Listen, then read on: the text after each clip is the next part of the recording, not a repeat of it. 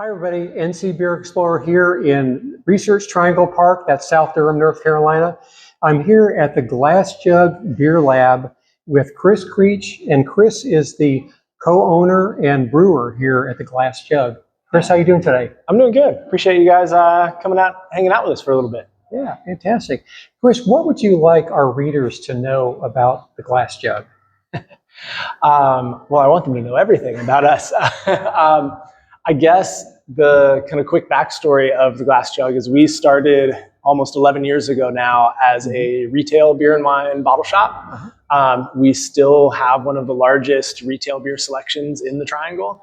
And then we have since become the first retail bottle shop to have an on-site brewery, which is behind us, in the state of North Carolina. Yeah. So we're unique in a handful of different ways, just having the huge retail selection as well as brewing beer on site for our 2 tap room locations in Durham, here in RTP as well as downtown Durham. Fantastic. Yeah. So how long has the downtown Durham location been running? We opened in the spring of 21, so just over 4 years now. Okay.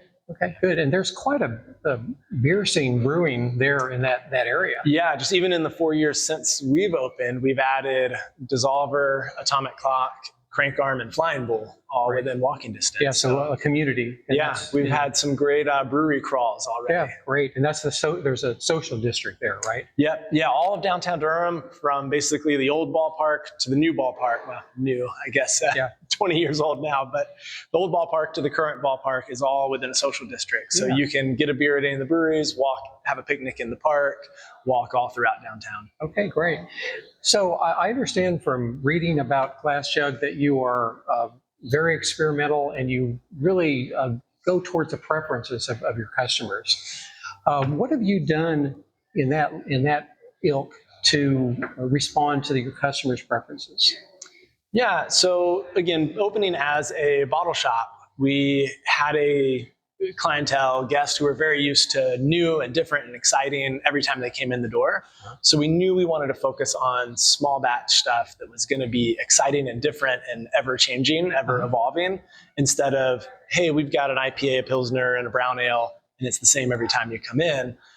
We wanted to have that constantly changing menu. And so we've done that in a handful of different ways. One, we have several different series of beers.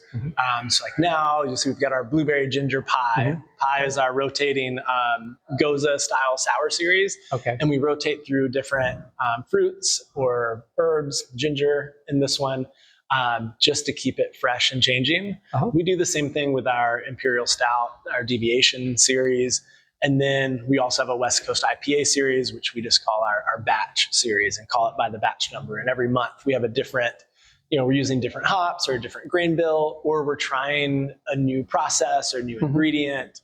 Recently we're experimenting using some malted rice that Arkansas State University is doing a lot of research on. Okay. So we're able to cater to that customer preference of we want something new, we want something exciting, and as taste change, so is our beer, while also keeping it exciting from an experimental standpoint and trying new things, whether it's a new process, a new ingredient, playing with new hop varietals, all keeps it interesting for us as well. Yeah, okay. Well, so what do you see in the future for a Glass Jug? Well, I think we will continue experimenting and continue kind of changing with the times. I think what we've seen as of late is growing consumer preference for things like hemp-infused beverages. Okay. So THC and CBD drinks. That's certainly something that is now taking up a lot more shelf space because we've seen the demand there. Yeah.